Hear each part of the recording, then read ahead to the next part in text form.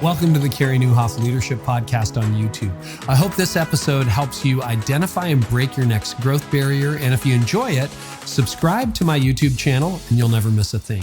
Hey, whether it's staffing, budget, volunteers, or one of the many things that hold back churches, overcoming growth barriers is the key to progress. And if you're ready to break your next barrier, the Art of Leadership Academy is for you. Inside, you'll get access to all my on-demand church leadership courses, team trainings, coaching calls, but more importantly, you'll join a network of 1,500 high-capacity church leaders. Some will be right where you're at and some a little bit ahead, but everybody in the group is committed to leading a healthier, growing church and supporting each other. So if you want to fuel your mission, not just by consuming information, but by pairing it with people who will both challenge and support you, today's the day. You can learn more and start making progress by visiting theartofleadershipacademy.com. And also, check out He Gets Us. Churches across the country are using resources from the He Gets Us campaign to give people new and creative ways to share Jesus' message of radical love. Go to hegetsuspartners.com/Carey and you can sign up to get free resources like discussion guides, prayer guides, reading plans, and more. Now to today's episode. Annie, so good to have you back on the show. Welcome.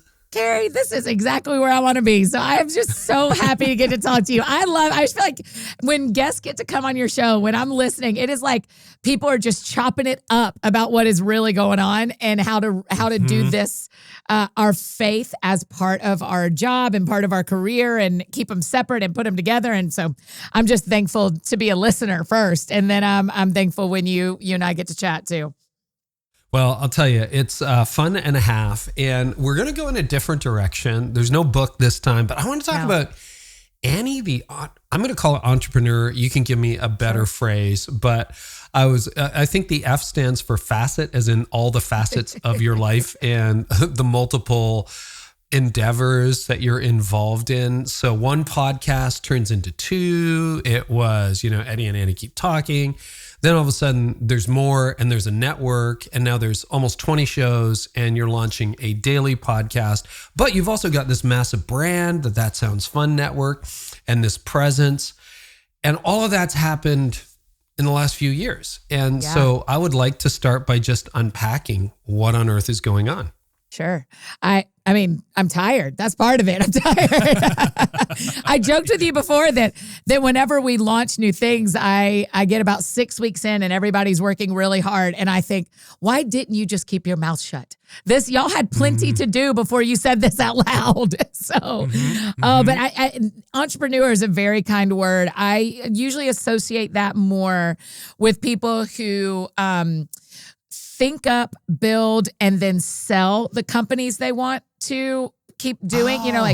To me, a lot of times entrepreneurs are building to then move on to the next thing they want to build. And so the word we use around here more is that we're builders, because we aren't building anything to at this point to sell it, to move it off, so that we have space to do it again. We just are building the companies that we think God has invited us to help meet a need that we are hearing about or seeing in our audience and in our culture. And so right now there's 3 companies here at the office. There could end up being 5 and we never sell any of them, or we could end up getting an offer that makes sense to partner with someone else and one of the companies ends up being with someone else. But as of right now, we're more builders, though I do have an entrepreneurial. I mean, you know me, my build is entrepreneurial. I like building things. I'm not as good at maintaining them. That's an interesting distinction, because I think you're right. If you look at what's taken over the popular culture in the last 15 years, entrepreneurs generally do build and sell. Yeah. In my head, entrepreneur is people who start things, and you're a starter. I am. And, I plan on doing a version of what I'm doing until I can't do it anymore. So I'm hoping for decades ahead.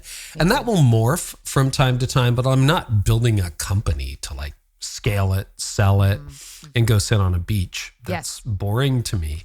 But it's interesting. I don't know whether you see this parallel or not, and the theologians will correct me, but I see entrepreneurship as a gift like apostleship and entrepreneurship are very similar. Cool. Yeah, that's a Because you think about pastors tend to be very shepherding, but apostles go forward and they expand, they create things out of nothing. So I think of it as spiritual entrepreneurship, and I would definitely put you in that category. Oh, I love that. Let's break that down, because you say, okay, I'm tired. Yeah. And 6 weeks after launching something, I'm like, what did I get myself into? Yep. Right? What are you learning about capacity and scale and time management in this really huge season? Yeah. You know what? One of the things we talk a lot around here at our companies about is currency and what currency matters most to us. And so we have to make decisions every day of, are we going to focus on the money as a currency? Are we going to focus on time as a currency? Are we going to focus on influence as a currency? And so I think because everything is going to cost you something, right? And everything you're trying to, so when I even think about building companies, Carey, the reason we're building these is not to get rich financially, but to get rich with influence. Because that's what, we need the money to move the machine, of course. And we're thankful for all the ways. Yeah, that's exactly. And the people, right? Like, I want to make more money because I want more people to be sitting in here, because I want to have more influence.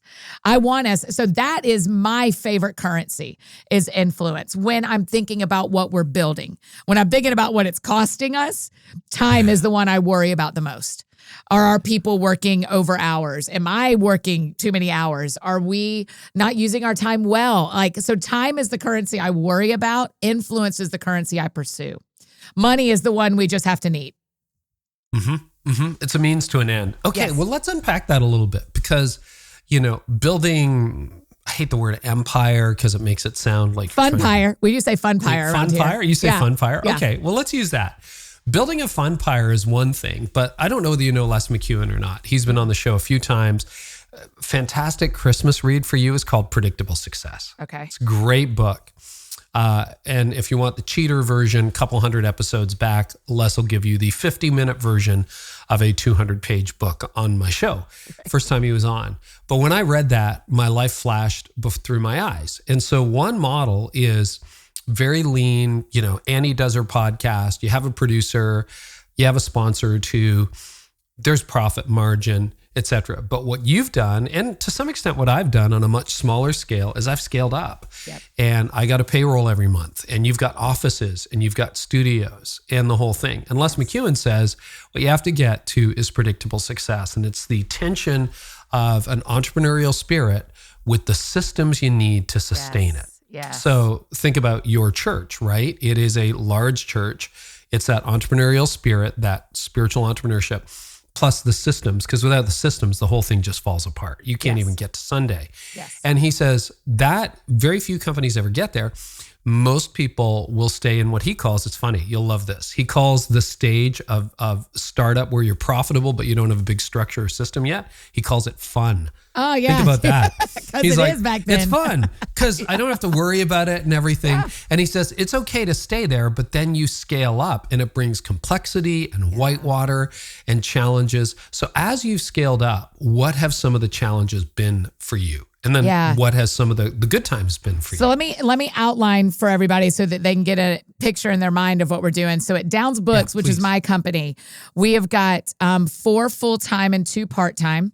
At our management, just for your books. Yeah, well, yeah, and it's, my company is called Downs Books because my grandparents used to own a bookstore called Downs Books. And so when I started, really cool. That was just my inspiration. So, but under Downs Books is all the Annie F. Downs things. So that is my podcast, That Sounds Fun, the Let's Read the Gospels podcast that launches in January, all the books and all the traveling and speaking and all those things. So everything I do as an Annie, for lack of a better word, for my brand, is under Downs Books. So there are four full-time employees, 2 part-time, and me. Wow. My manager, who is with us, has 4 full-time, including her. And then she and I together own the That Sounds Fun network. And at the That Sounds Fun network, we have 4 full-time and 2 part-time. And your babies are having babies. Yes, wow. Yes. And so that's how many people we have. So I'll tell you the challenge is. What's the total now? 16, 15? Yes, 15 or 16. Yep. Okay. And we actually have opened up. We have probably 2 spots that we'll look to hire in quarter 1 or quarter 2.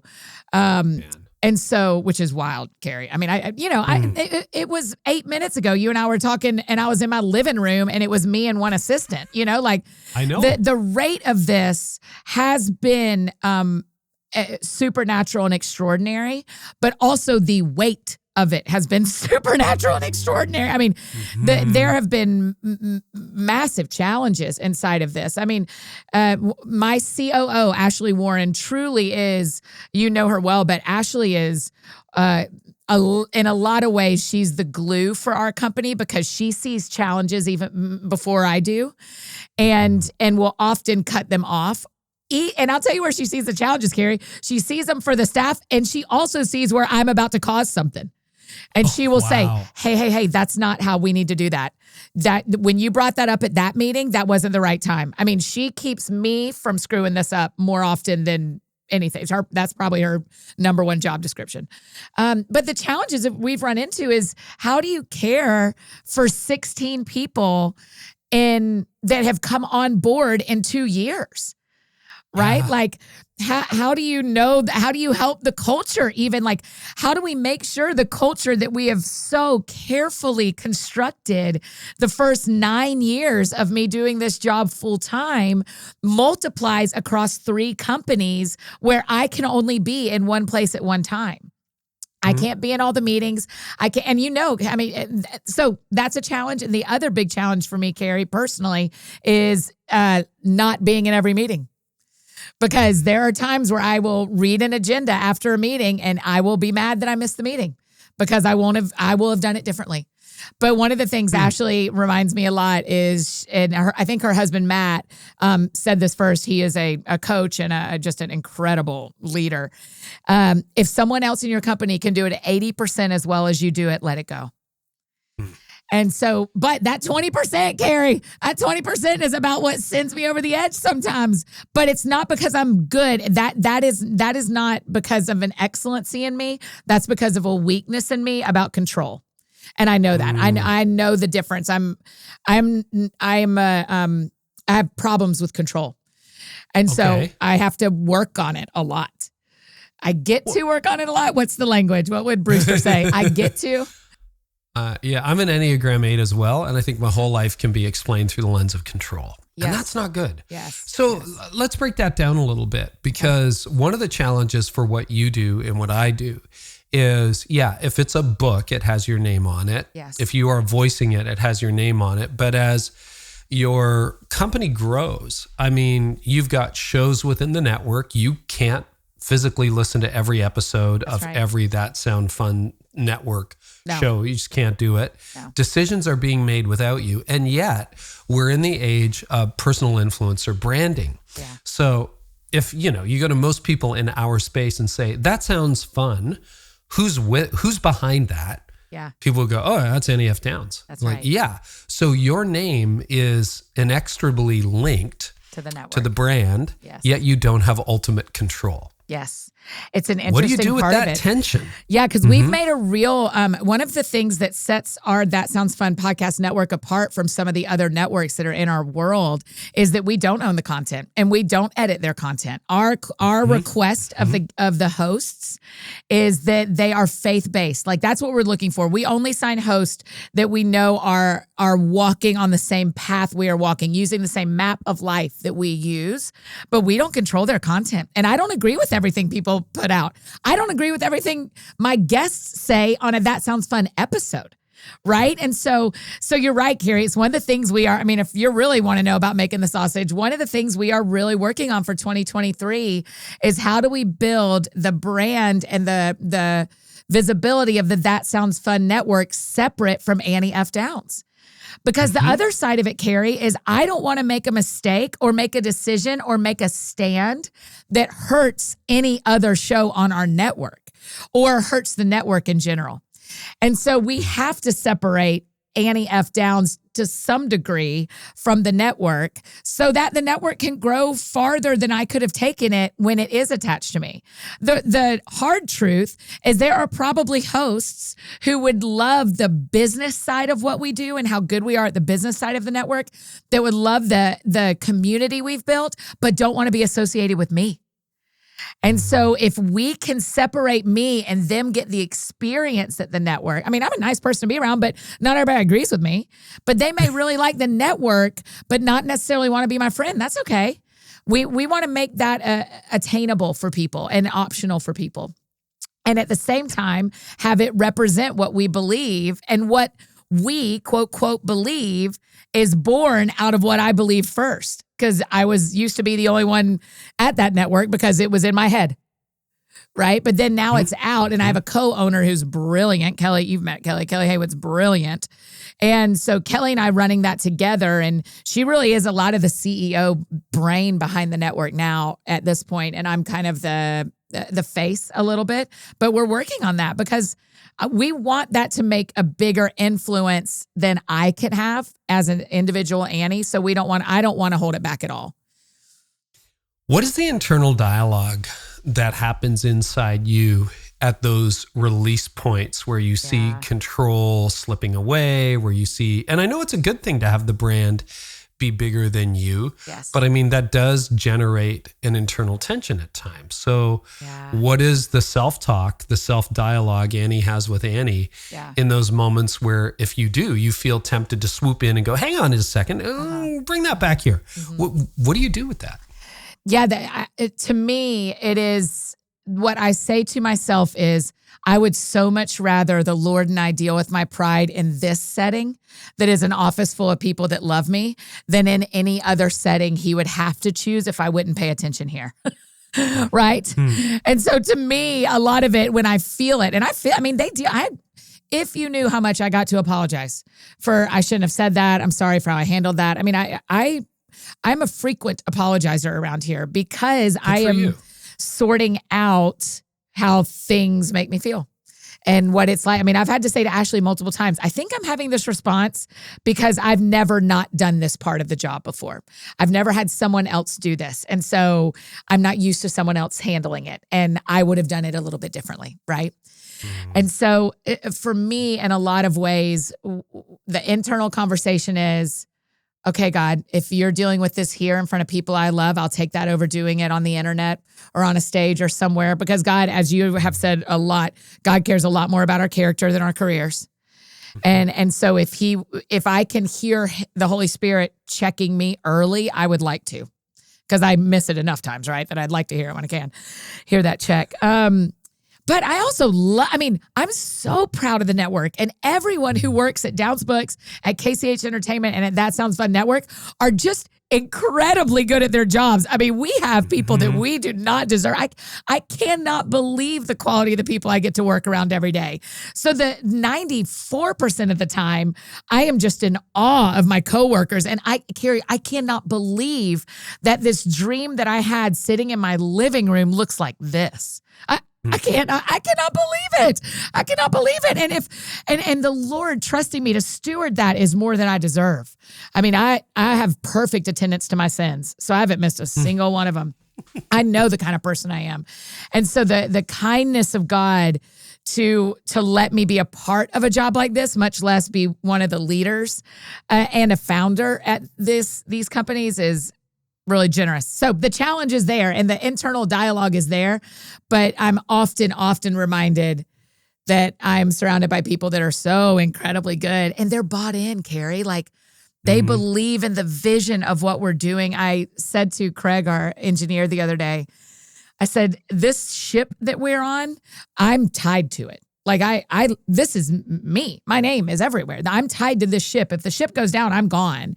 Y'all can get off and get on a lifeboat that takes you somewhere else. But the thing, Carey, that blows my mind is all these friends of ours that are in this office, in these 3 offices, have all chosen to get on this ship. And when we drive through storms, I don't have a choice. They do. And some of them, everyone will leave except me at some point, right? But they stay. and they weather storms with us and weather desert seasons with us. And so I feel super honored to get to work with people who buy into a vision like this. Finding great people is hard. Finding great people fast, because you mentioned, last time we talked, which I think it might have been the last time. Yeah. You were still pretty much a solo operation, you and an assistant. And there's an awesome episode of this show, we'll find it, where you're like bunkering at your house in lockdown, recording in not even a studio. You don't have a building, you don't have anything. You're just doing That Sounds Fun from the lockdown bunker. So hiring good people is hard. Hiring them fast is really difficult. So what has been the process? Have you found these people? What has been attractive for them? How are you figuring staff at scale quickly? Yeah. First of all, Ashley Warren gets a lot of credit for this because she's built such a robust interviewing, hiring, onboarding, offboarding process for us. And we have hired coaches. So where'd you find Ashley? How'd that happen? She and I were at CrossPoint together. Oh, so when I mean, we were in Jenny Catron's small group of women leaders in 2012 together, right? Fantastic. So, and then she was in charge of staff things at CrossPoint Church for a while. And then when she left there, she came on just part-time with us because I was like, hey, I need help with a couple of things. And then literally over the last 2 years, she's just worked her way into CEO because she's brilliant, or COO. She's brilliant. Yeah. And Jenny Catron says hire slow and fire fast. And we have done that right and we have done that wrong. And on both sides, we've hired fast and regretted it. We've fired slow and regretted it. And so when we fire fast, we're grateful. When we hire slow, we're grateful. So we've hired a business coach that usually helps us with hiring, that kind of does a lot of the first few steps before someone gets to us. We also tell our friend, like when we have jobs come open, the first thing we do is say to our staff, do you know anybody who might want this job? They will still go through the whole process. They do not skip a line, but we put a little tag on everything that says, this is someone who's friends with someone that already knows the culture here, and they think this person would be a good fit. So we're very interested first in who's a hinge to this new person that could get us someone. So, but hiring slow really is, and slow to me, Carey, is 2 to 3 months. Kind of a quarter.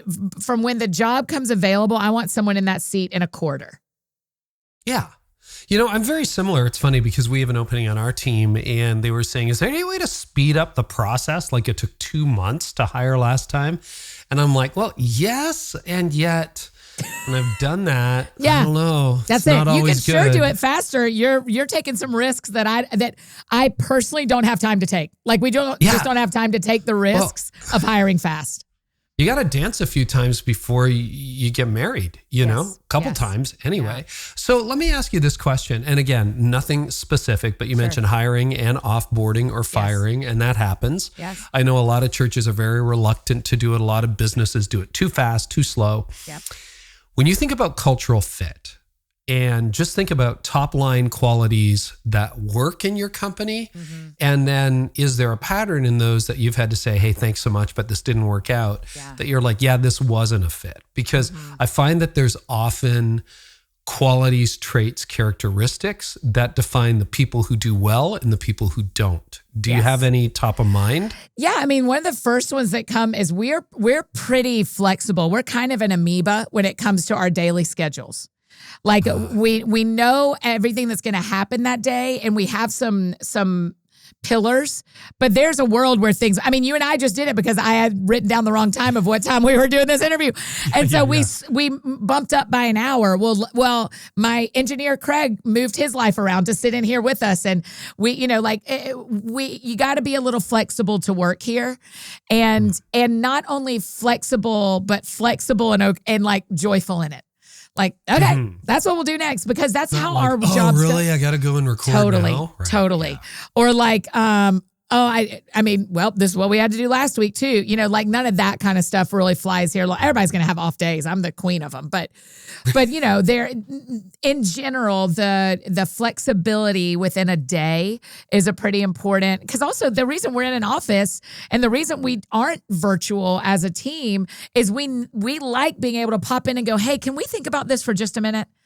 Can we just look at the calendar real quick and figure out what the flights will be? And this podcast host called and needs some help with this thing. Can we circle up for 10 minutes right now? And so we that flexibility really matters to us.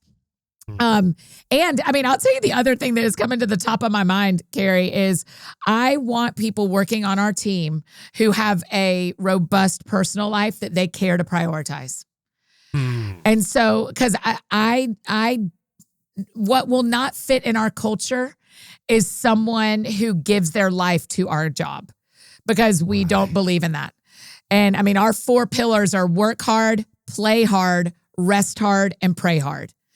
And we really live by those. Like when we're right now planning, I'm sorry, I don't know when this comes out, but when now it'll be early 23, I think. Okay, great. Yeah. So pretend Christmas just happened. Now, as we're recording this days before our Christmas break. And one of the big conversations on Monday in our staff meeting was, what do you need from everybody else to make sure you aren't working over Christmas? Oh yeah. We have that conversation regularly. That's such a good conversation. Yes. It's like we're a week out and I'm like, okay, what has to get done? Are you going to get time off? Are you going to be like sneaking a computer open? So that's an important value, which is interesting. Because in that kind of rapid growth curve, like you're describing, often that is not the culture. It's startup culture. So it's like, we're on 24/7, guys. Yeah. Like, this is it. This is what you do. No, I just don't think that's modeled anywhere healthily in scripture. It doesn't seem like that. And what I have seen in my own life, and you and I have talked about this, but John Mark Comer is a bit of my guru on this. But what I have seen in my life is that our company has increased in influence at a pretty rapid pace. And the 2 things that have not changed, but have actually increased and become more important are tithing and Sabbath. And so what I am seeing and what we're modeling for our staff and hopefully for the friends on the other side of our work is that when you actually give away a piece of what you feel like you can't give away, God gives you back way more. And so we really, I don't want to come into work Monday morning and everybody have sent emails all weekend. That just does not work for me. If someone comes in on Monday and says, well, I was working this weekend, the faces of everyone else is kind of like, what? Wait, why? Did you need help? Yeah. What was happening? And there are times, obviously, when we launched, we did a huge Advent series. There was extra hours worked in there, of course. We're launching a brand new podcast. It's a daily podcast for 2023. That has required some extra hours. So certainly I'm not saying there's never times we don't work after hours, but we are just very careful about it and really communicative. And every Friday, we send an email every Friday and say, hey, around lunchtime or before, will you respond to this? And the third it's 4 questions. And the third question is, what do you need from Annie or someone else that will help you have a weekend? Because if somebody's waiting on me, but I'm getting ready to go get my nails done at 3:00 on a Friday, and that means they work on a Saturday because I didn't know what they needed, then I failed as their leader. And so I try to do a touch point at the end of every week that says, hey, before you go and before I go, is there anything you need from me so that you aren't working this weekend? And then that just gives every manager permission under me to double check that with the people that are working under them and say, hey, is there anything you need from me before? Because we don't want anyone at any level of our company to be working on the weekends because someone else didn't get them what they needed. That's so healthy. So fluid, fast-paced, but clear boundaries and a real life. Any other deal breakers or deal makers on the people you're recruiting? Everybody here shares a faith. We believe in that. We think that because of the center of our work is bridging people to Jesus, that has to be a core part of the lives of people who work here. We all have very different faiths. Not everybody goes to the same church by any stretch, but that is a core value. We interviewed people who did not match our faith, and we found even in the interview process, that I honestly think it would have been harder for someone who doesn't believe what we believe to go through some of the challenges we go through. And I mean, just last week, Carey, we had kind of a wild thing. My entire podcast went down on Spotify. Whole thing's gone. That's a fun day. Holy cow. And we had already had a couple of weird run-ins of things going sideways technology. And we just knew that our battle is not against flesh and blood. So we just kind of opened all the doors to all the offices and we said, everybody, come on, we're praying.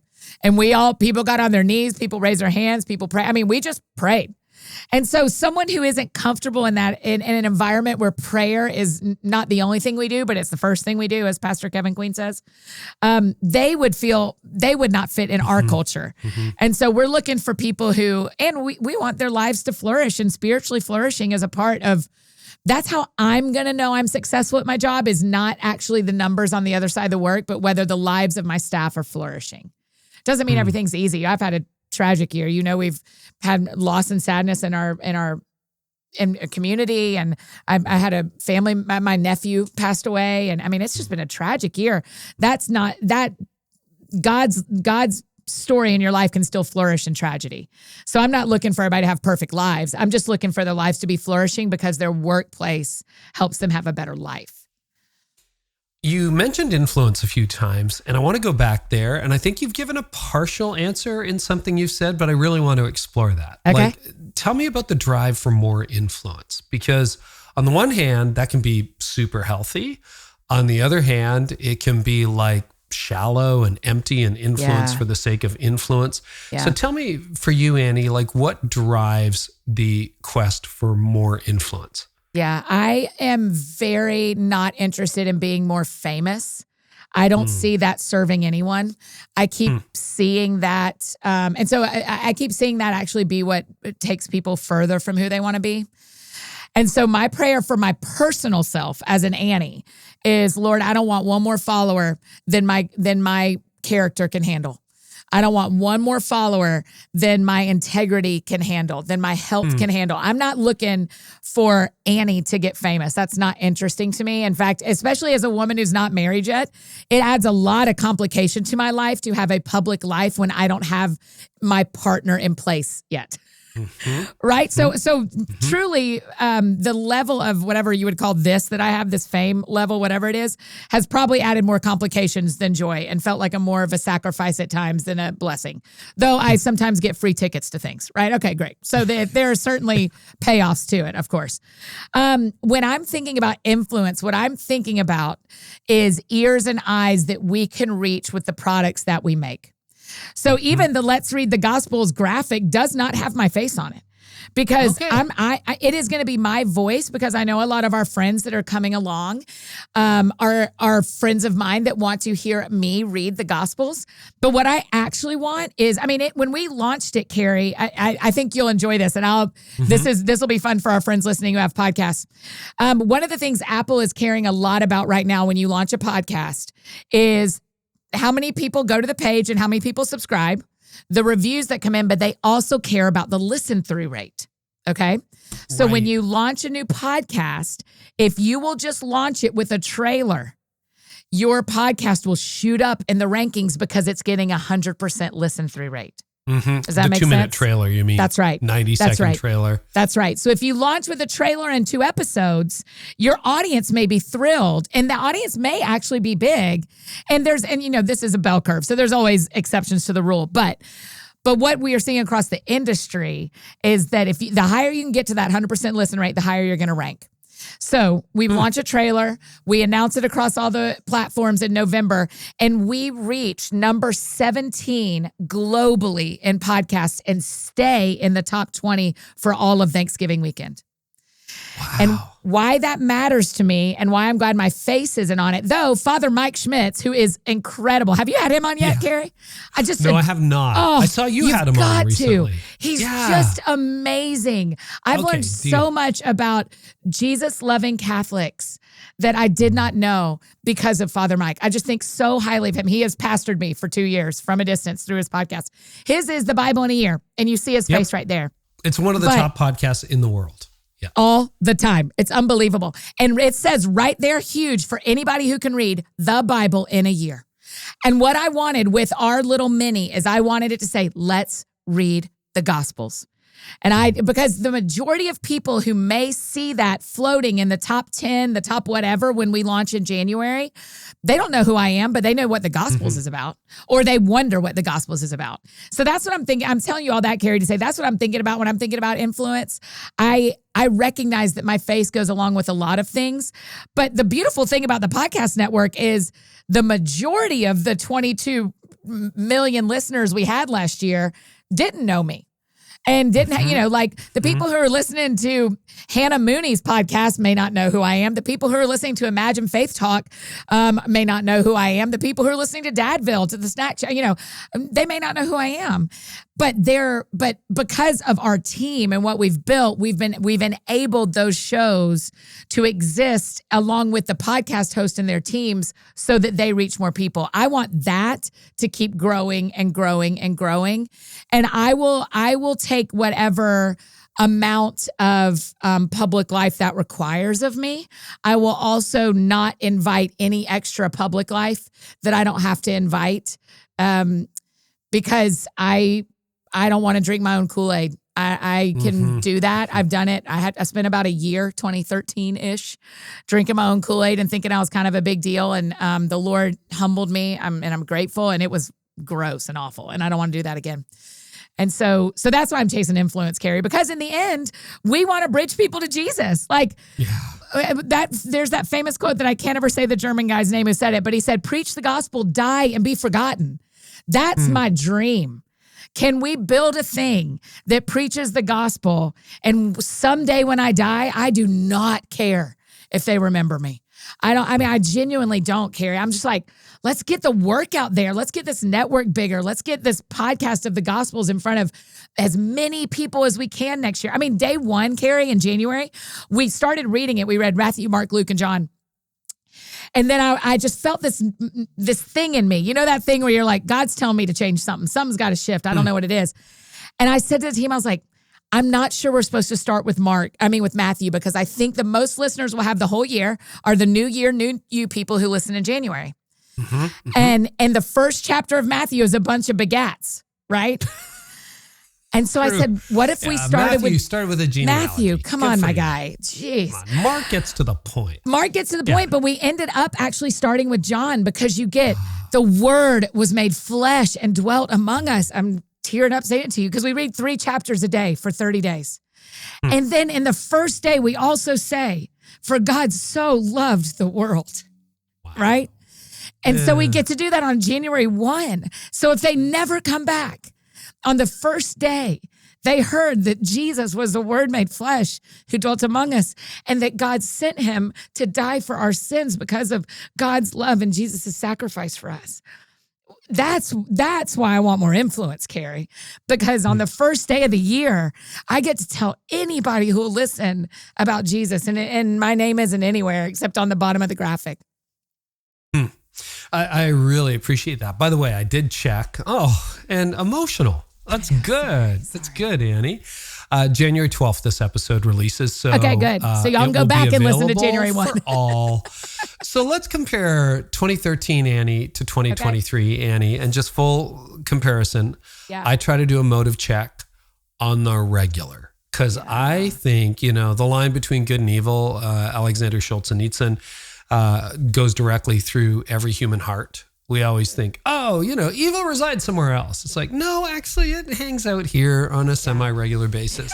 And so I'm doing, motive checks for myself. What does that look like for you when you're thinking about, influence for the right reasons? And you're right. Like, nobody 50 years from now is going to know who I am. And if you doubt that, it's like, name your great-great-great-grandfather.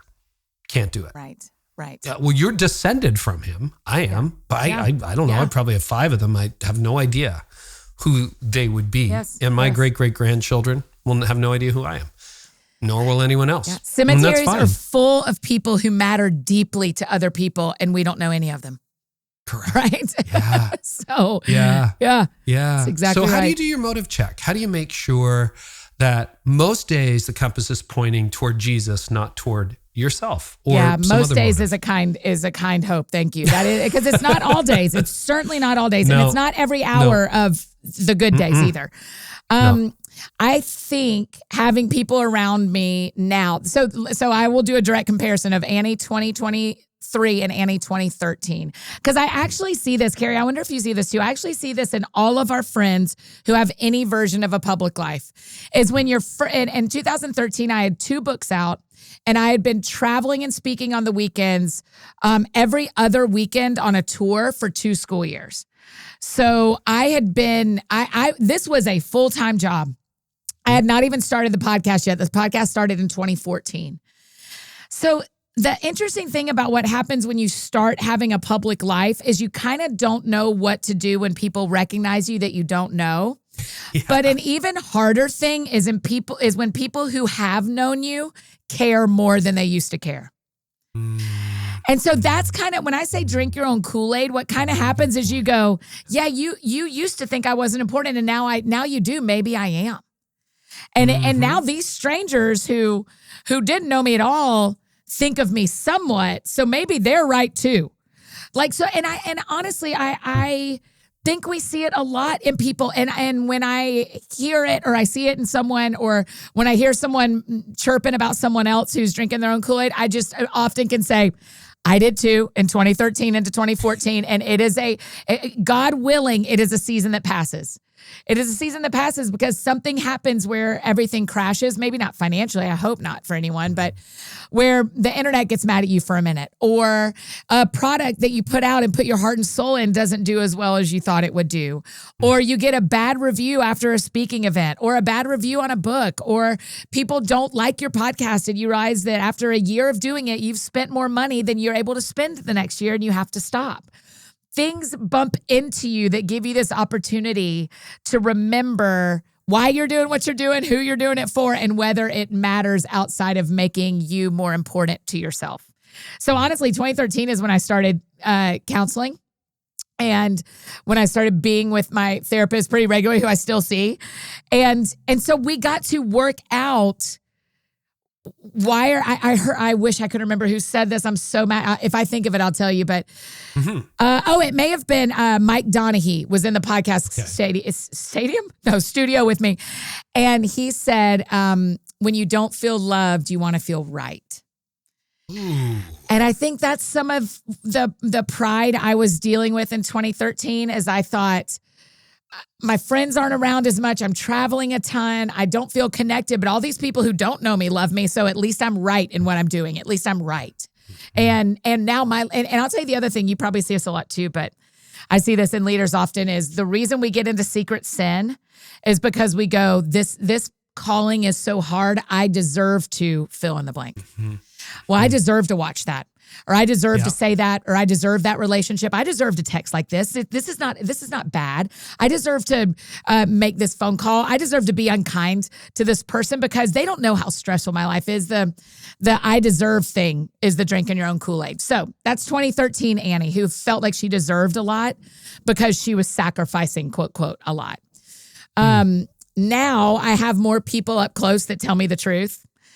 And I think I've reckoned with the sacrifices that this job requires on a more, I reckon with that on a more regular basis. So I think they feel smaller than thinking about it once a year and being like, well, I'm going to go on a bender with Oreos because this year, or I use Oreos as an example because it's, benign, but there are a lot of things we go on benders on that are absolutely not benign. That's right.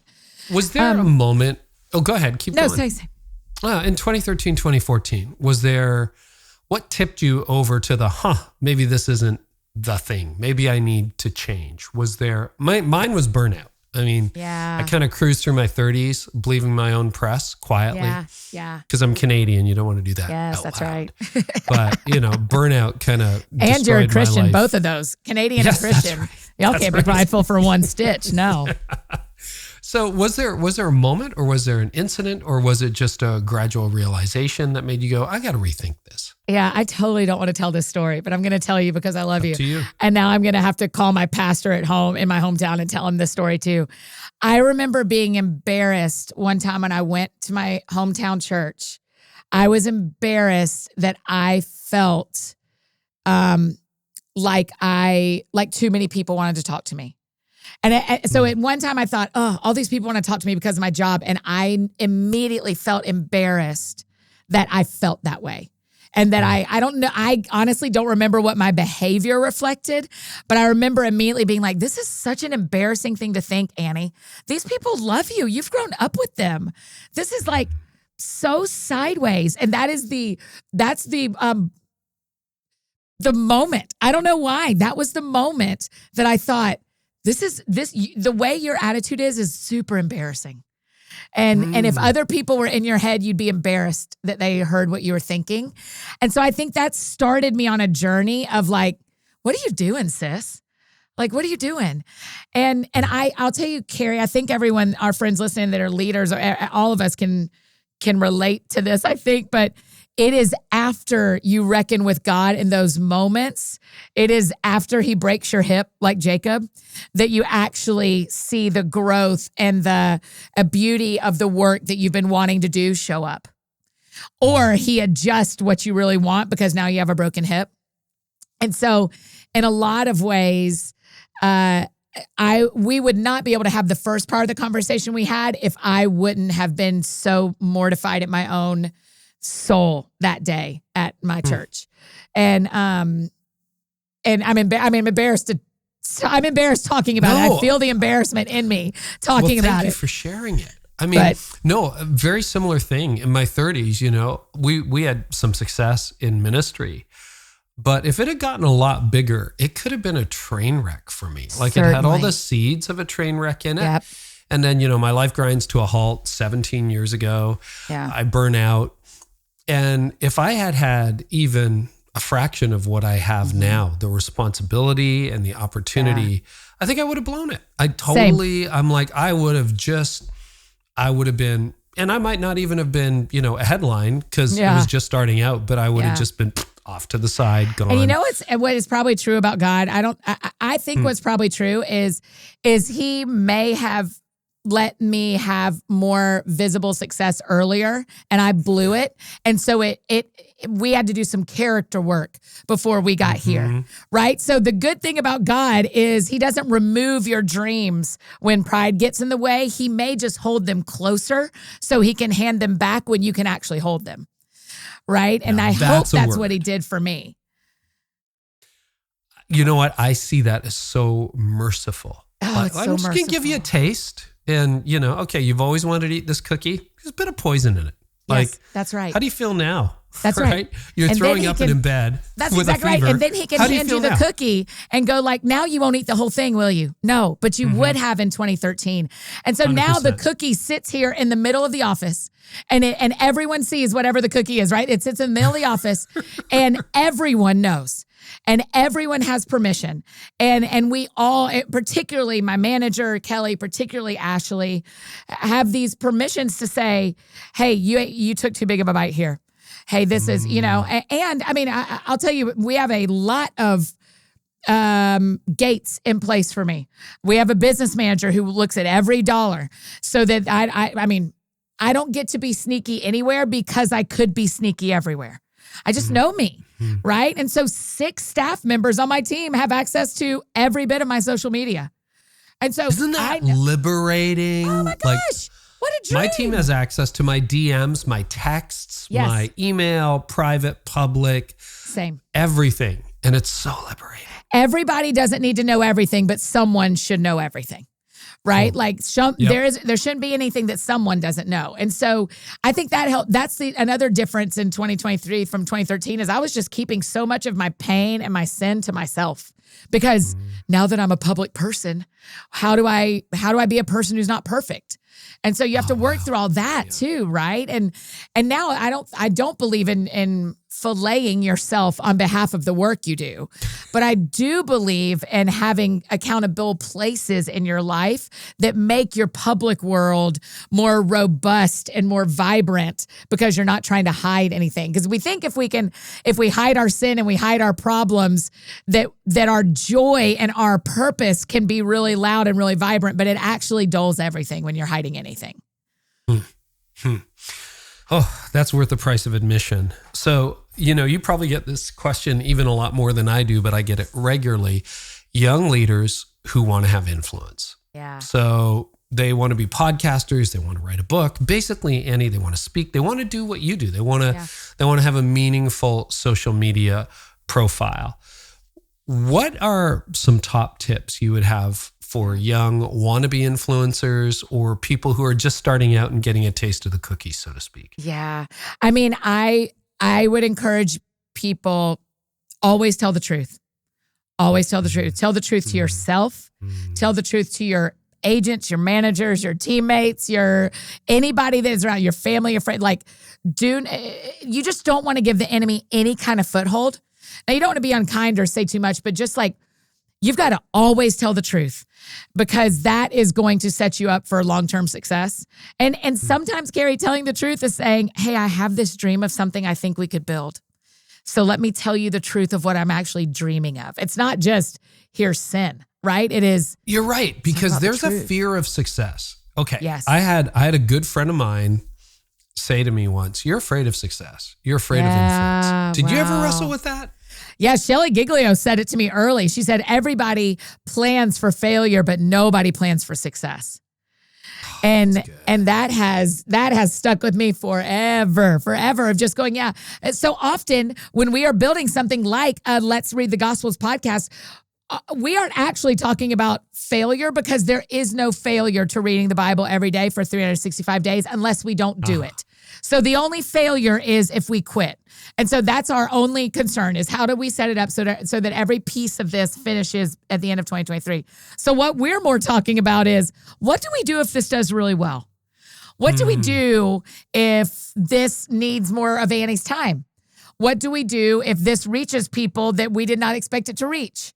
So we're thinking through that. So we pretty much everything we build, we ask ourselves. So luckily over at the network, some of the problems and challenges we are having right now, Kelly and I said, what if this really works? And fill in the blank. And we're seeing it happen because it's really working. But it isn't the first time. We aren't shocked and awed that we're having challenges, right? Of how do we get all these shows to have as many listens as we want them to? We want to have a robust, varied group of podcasts, but not everybody listens to everything. So how do we do that, right? We predicted that. We predicted when we have a lot of shows on here, there will be some shows that do better than others. How do we help the ones that want more listeners, which is technically everybody? So yes, there is a fear of success. So some other things I would say for younger, or anybody who's wanting to have a public life of any kind or build things, is you got to pick your currencies. You got to remember that time is a currency. We can make more money. We cannot make more time. And so making sure that you and the people you work with are using their time well is almost, to me, more important than if they're using the money well. We want high integrity in every currency. High integrity in every currency. And that starts when it is just you by yourself. Do you have time for me to tell a quick story about this? Because it is so funny. I had an intern that was a Vanderbilt. You remember I had all those Vanderbilt baseball players? They're like little brothers to me. A couple of them interned for me because during their senior years, they only had baseball in 3 classes, but they're brilliant because they're Vanderbilt guys, right? And so a couple of them interned for me. Well, one day I've come home from a speaking event and my intern, Connor, who ended up playing in the Detroit Tigers organization. I mean, just an incredibly good baseball player, great guy, one of the highest integrity people I know. I hand him the merch money and the count, and he is counting, and he is like, Annie, we're $100 off. And I'm like, oh my gosh, that's kind of big. I had to come home $15 off or $5 off. Maybe someone took a book or maybe I miscounted or whatever. $100 is a lot. He counts the money again. He counts for over an hour. Not because it's a lot of money, because he's counting.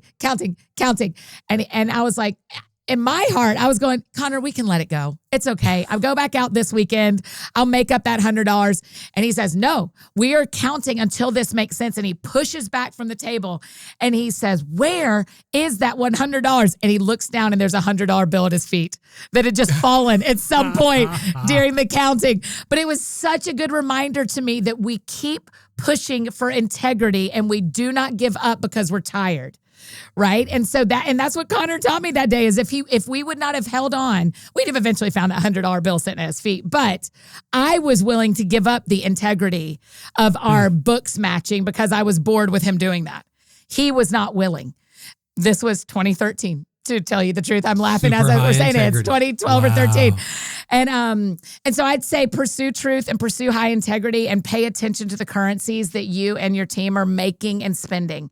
Because it's going, people, I don't consider people a currency. I feel like that's not the right language, but how your people are being treated and how they're spending their own selves is a currency in your company. Like you want them to be healthy as humans. And so you pay attention to that. But time, money, and influence are the three currencies we care about the most.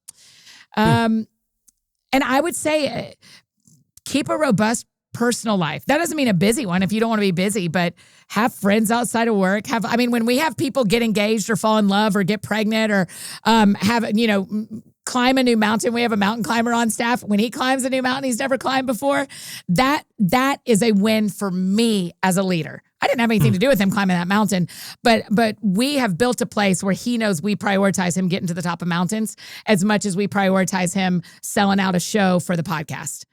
And so that, I think as people are build what you want to build. Pay attention when you drink your own Kool-Aid because it's a season. It'll happen. Just get out of it as quick as you can. Make it as short as possible. And the other thing I'd say, Carey, and you can disagree with me on this, but I think when I'm standing in front of God and he is probably not going to ask me how many books sold, he's going to ask me about the people I worked with and how I treated the people he trusted me with. Oh, yeah. And so that when I'm going to bed at night and I can't fall asleep, I'm not trying to hit a goal financially. I'm trying to solve any problems we have where our staff's lives aren't flourishing. So I'd love to shift gears a little bit in the time we have left because we do have a lot of people who have podcasts. You've had tremendous success. Thank you. And what are some podcast secrets? Like what are some things you've learned that really help? Because I think you're right. Anybody who starts something, any church leader would love to have more people this Sunday than last Sunday. Of course. Every podcaster would like to pick up a few more listeners. Yeah. Every author would like to sell a couple more books because you have a message you're excited about. You think it's going to make a difference. What are some podcasting secrets, tips, and tricks that you'd love to share? I mean, the launching with a trailer is 2022, 2023's tip of the year. I mean, that is what everybody is seeing. And so because then what that allows you to do, if you so choose, is take a screenshot and show everyone and say, you're the only one not listening, follower. If you're not subscribed, look, you're the only one not listening. God's got something for you here. And you will see, as you see people launch and see people post that, your friends listening and you and I will know, well, they had a pretty high listen through rate. So for our friends who already have podcasts, what I would suggest is to create a new trailer at some point in 2023 that either launches a series or is almost a State of the Union or is something that is 2 to 3 minutes that tells people, they're hearing this early January, so you could still do it this month and say, hey, here's where we're going this year. If you have any thoughts on that, here's how you can email us. If you can launch a trailer this year that is something to send people to, and you can get a high listen through rate, that's really going to serve you getting in front of people that you will not get to influence otherwise. We're not doing it because we're trying to get famous. We're doing it because we're trying to get in front of ears that we won't find otherwise. So if you listen to the trailer that may or may not come out on the Carey Nieuwhof Leadership Podcast January 1st, I came up with that idea all by myself. Yes, you did. You know what? That's a great idea. I never thought about it. Yep. That's brilliant. Okay. In fact, we relaunched we did a second trailer for Let's Read the Gospels because we wanted another push and because we had new information to share. And so we would not have done it just for a push, I don't think. But because we switched up and at the end of our first trailer, we said, we'll see you on January 1st 1st in Matthew, and then we ended up seeing you on January 1st in John, we thought we should tell people that switching. And we created a Let's Read the Gospels guidebook for people to download. And we didn't know that's what the audience wanted when we made the first trailer. So we did it again. So I would say no matter how old your podcast is, as soon as you want to, make a new trailer and tell people you need to go listen to this whole thing because it's telling you where we're going next year. Or it's telling you about a series. Now, series, Carey, as you know well, series are the other thing. If you can imagine your listenership going up and to the right, what happens a lot is there will be a bump and then you'll just plateau for years possibly, right? Because you've reached everybody you can reach. The interesting thing about series, and by series, I mean, maybe for a week you do a show every day, or maybe for a month you do a theme and there's your normal weekly shows and then you do one bonus around that theme. What we have found across the network, but also at That Sounds Fun, is series increase listenership. What does not increase listenership is famous interviews. Because crazy? It's crazy. If we had time, if this was a whole class we were doing and I could just show you all my stats, we are blown away. What happens when you have a very famous person on is your audience that does not listen to your show comes and listens to that one episode. So you have a spike and then they leave again. What happens when you do a series that people are invested in is they share with their friends, they come and they listen and they stay. And so have your famous people on as much as you, if you can get famous Hollywood actors, I love having those people on because I like talking to them. And I think, and a lot of times they have something really important to say and it's cool, right? Baseline, having Matthew McConaughey on That Sounds Fun was cool. That was just cool. Pretty cool. It was really cool. It did not change the amount of ears I get to influence on a weekly basis. And probably, I don't know, I'm going to guess not your top most listened to episode of the year. Do you want to know the most listened to episode of my 2022 was me and Jim Kress, who's a counselor, talking about singleness. Wow. By like tens of thousands. I want to say it's almost 100,000 more than our next highest show. Yeah. And so, if let me play this game because our podcasts are about the same age, 2014, right? Is when I launched this one. I am still horrible at predicting what is going to draw traffic. Horrible. Terrible. I'm like, this can be slam dunk, and I'm like, nope. And then there's this one, I don't know, should we do this one or not? And 100 and some odd thousand downloads later, it's like, oh, okay, that did great. It's hilarious. The things you can bank on is you can bank on a high January, you can bank on a low July. Those are two things you can bank on. That is like industry across the industry. Yeah. And so doing series, not in July, don't do a series in July. Do a series in August when everybody's back to school and August the rhythms is a big of your month. life. Is it a big month for your show? The rhythms of your life reflect in your listeners' lives too. And so August for us is the 2nd January. Yes, we probably, we do that Enya Summer series in June. So that's usually our biggest one, our biggest month. Yeah. But yes, as far as if you remove that series, but again, that's a series that brings a bunch of listeners and a good chunk of them stay. We see a new plateau every time we do a series. So we did Advent in December, a new plateau. We'll do Enya Summer in June, a new plateau. And so we try to plug in 2 to 3 series a year. That's really good. Really good. Any other tips and tricks? Yeah, the sentence we say a lot is do not bring a guest for their audience. Bring a guest that blesses your audience.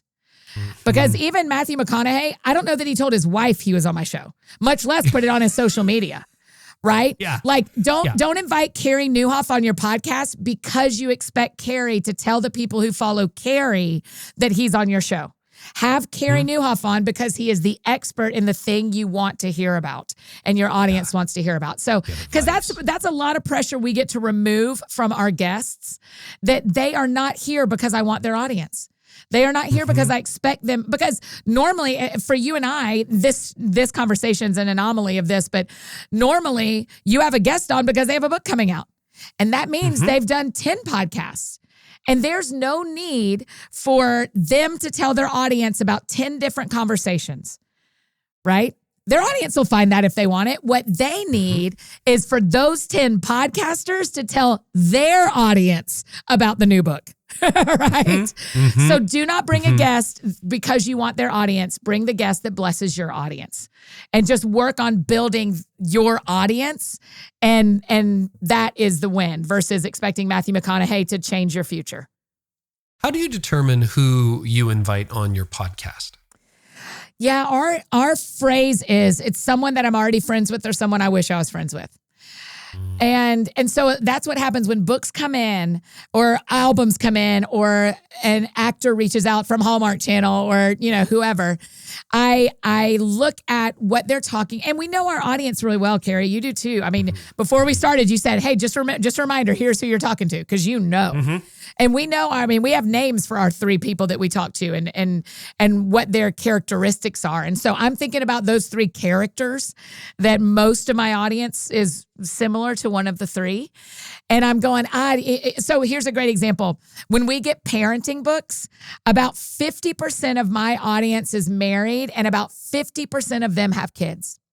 And then about 50% of my audience isn't married and about 20% of them have kids.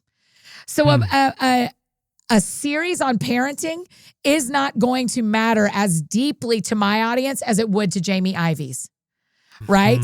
Or to Jen Hatmaker's or to Jenny Allen's, because they're all moms. And so, so they draw. And so for me, when a parenting 2 or 3 books come in, I go, we'll maybe do one of those if I think there's a reason for my audience to hear that, but we're not a parenting show. And we don't lean on that very hard. Does that make sense? Yeah, that makes a lot of sense. So 2 questions. Sure. One is just an observation. So our mutual friend, John Acuff, who I know you love. John gave me the best podcasting advice. He says, it's your show, do what you want.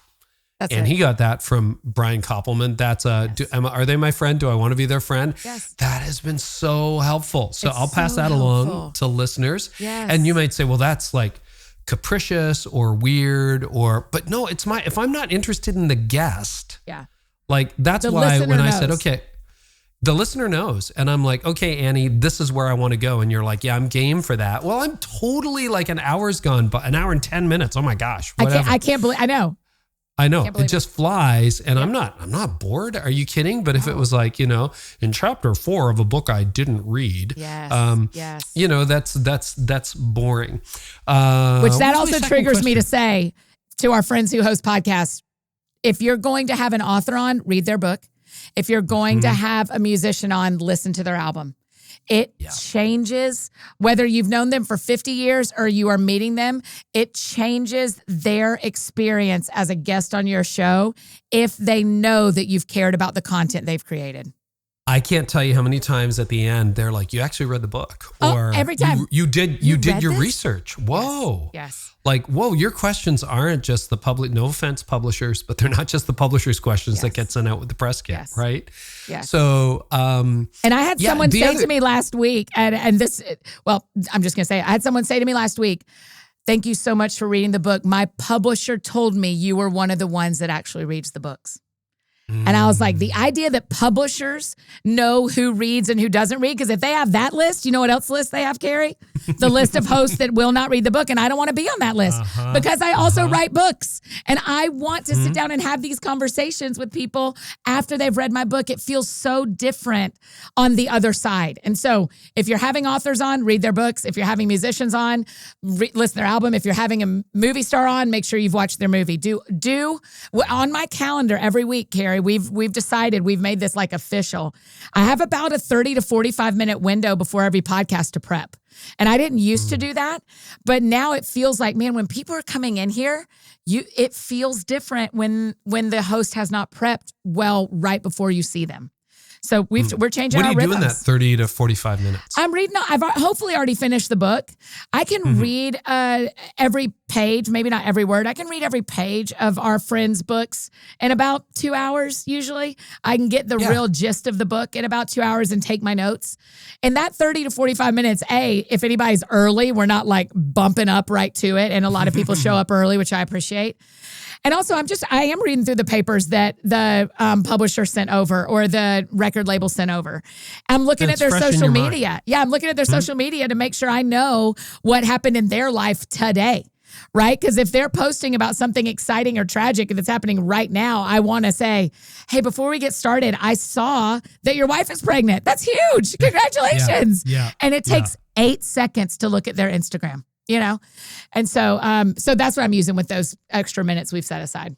Super smart. Okay, so I want to talk about angles for guests. So think about, I know the vast majority of people who listen to the show create content. So whether you're planning a weekend service on something that everybody else is talking about, or you need to make a comment, or you're writing an article. But for example, for those of us who do guests who are on the circuit, because podcasts are the new talk show circuit, right? That's right. Let's be honest. Yes. Often what I'll do is I will see if I'm like, I know they're going to do 30 interviews.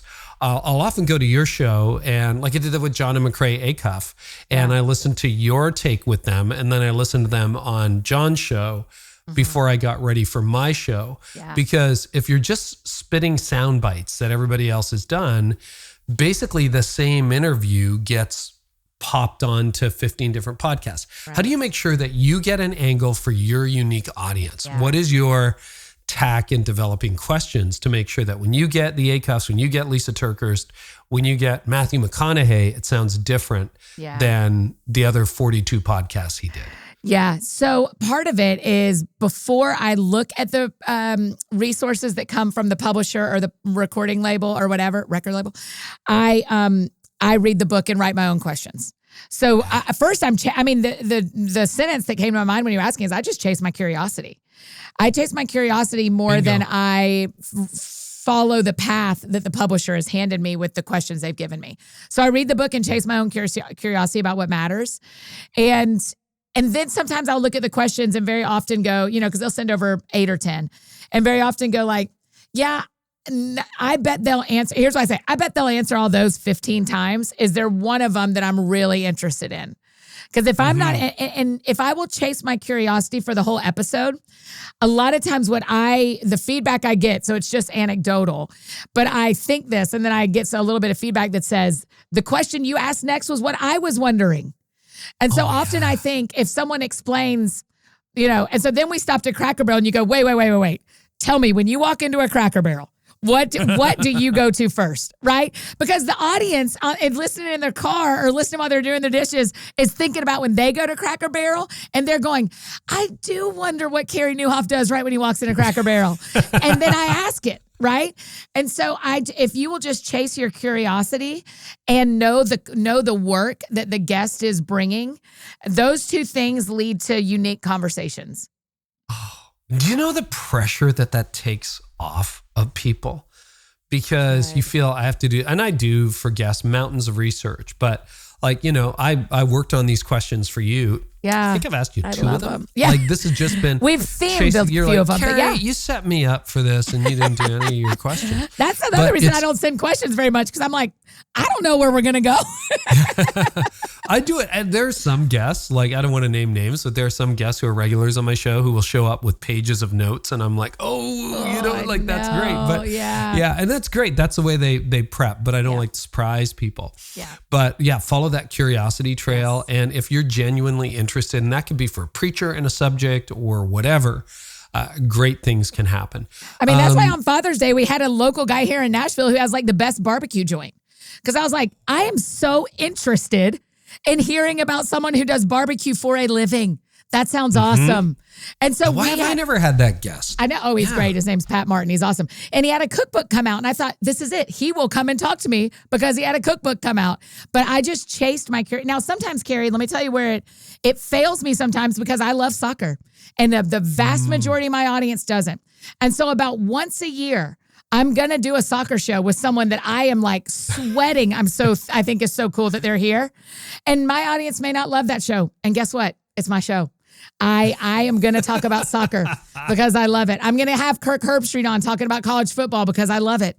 And that's okay if the majority of the audience doesn't want to hear that one that week. I got another one coming in 3 days. Y'all be fine.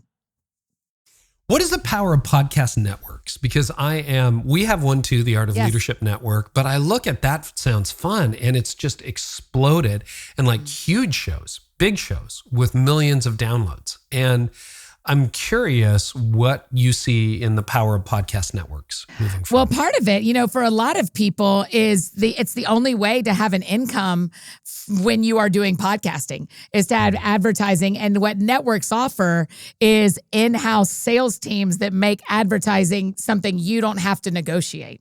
And you don't have to, because even me as a podcaster, I don't know what my CPMs are. And I don't even know what cost per million exactly means. Like, I don't know any of that. I don't need to be negotiating that. And so I'm grateful that that's one of the gifts of podcasting networks that are happening now. The other gift is that a lot of listeners share amongst network shows. So the Art of Leadership, those of us who listen, when you launch a new one, we're going to give it a go because it's more leadership.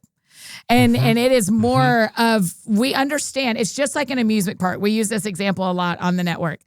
It's like an amusement park where you're not going to love every ride and the rides aren't all the same. There's going to be a couple you love and a couple you really like. And if you don't get back on one, okay. But you'll probably try it because we put it in our amusement park.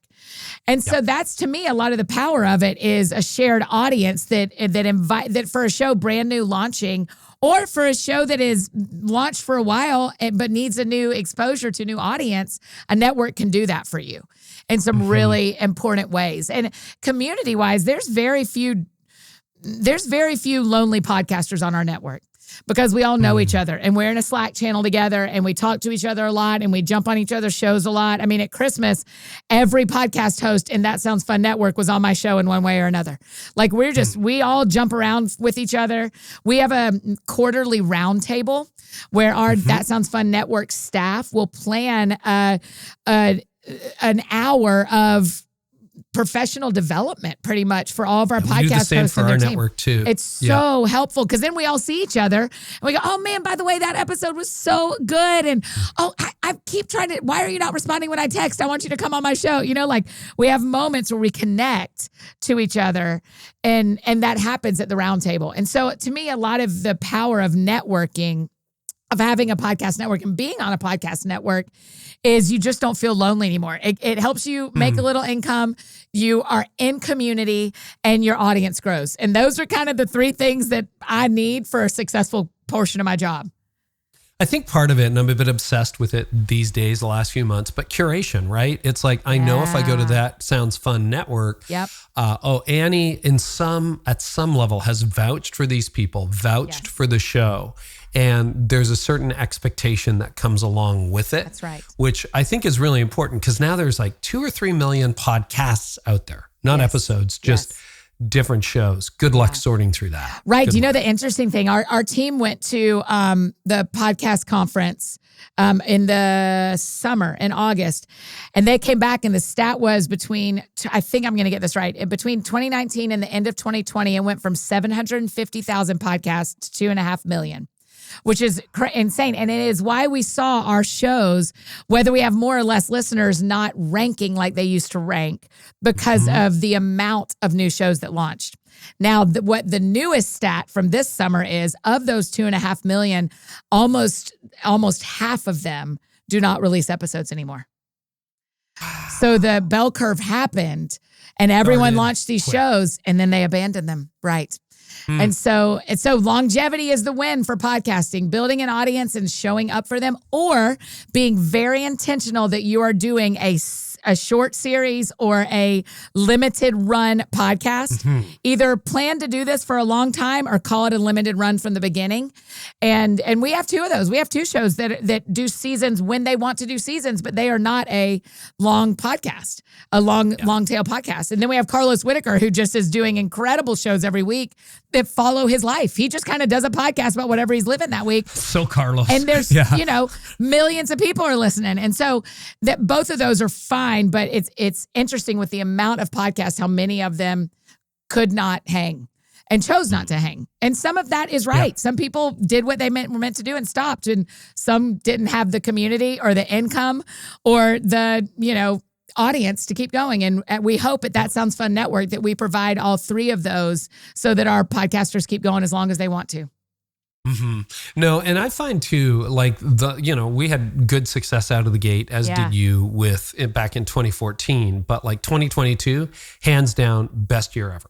Like it just keeps growing and it's like compound interest. And it's your network, right? Because what you actually have done is you've spread your influence and allowed it to grow. So it may not look like, quote, Carey Nieuwhof numbers, but it is spread, and that enables it to do more. So I'm thrilled that the That Sounds Fun Network had far more downloads than That Sounds Fun, the show. That's what I want. Yeah. Wow, Annie, I'll tell you, time flies. I know, I love it. We'll have to do a round two. This is so good. Tell me, is there anything else you want to share with No, leaders? You're so generous. Thank you. I guess I would say take everything that we talked about with a grain of salt and take it to you and the Lord, right? Like, yeah. We're just two people doing the best we can, and we are still, in 10 years, we're going to look back and realize how much we still had to learn. And I know it's sitting here, but I also know that I have a decade of doing this job, and so do you. So we bring both. We bring experience and knowledge that we have a long way to go. And joy in the journey. I think that's really important. I picked that up in spades from you every time I talk to you. But yeah, it's busy, but it's fantastic. And that's a wonderful thing to be. So people want to track with you. You're Annie F. Downs on all the socials. But if they want to get into the network or find the show, what's the headquarters? What's the website? Yeah, so it's thatsoundsfunnetwork.com. On Instagram, we're TSF Network. So you can go find us there. The Let's Read the Gospel show has launched, so you can find that wherever you love to listen to podcasts. And I'll tell you that the one piece we didn't talk about as much when it comes to podcasting is the way you grow your audience is you get your audience to tell their friends, because you can't get to their friends, but they can.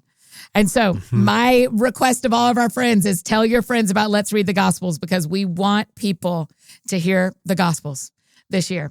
And so just, one Insta story could put it in front of someone who's never considered Jesus before. Wouldn't that be cool? Wouldn't that be cool? Wow. Preach the gospel, die and be forgotten. That's my hope. Annie, as always, thank you so much. Oh, thanks, Carey. You're one of the best. I love getting to talk to you, and I'm thankful for how you lead me. So I'm really grateful. Thank you, Annie. There's a new movement happening in the country to reclaim the promise of Jesus' unconditional love and grace, and to see his church rise above the culture war. He Gets Us hopes to give it a voice. The biggest faith campaign in history, He Gets Us invites a rapidly growing audience, from spiritual explorers to like-minded Christians, to reconsider the radical life of Jesus.